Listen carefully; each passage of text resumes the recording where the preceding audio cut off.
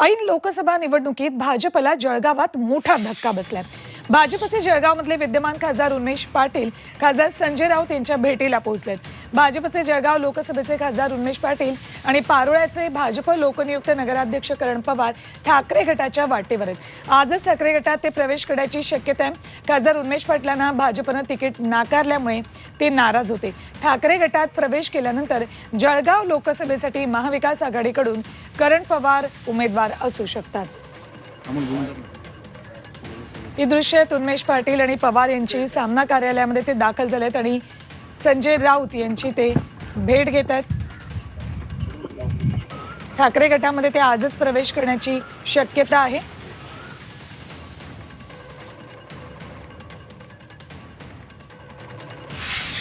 आज साहेबांना भेटायला आली आहे, काही चर्चा साहेबांशी त्यांना करायची आहे।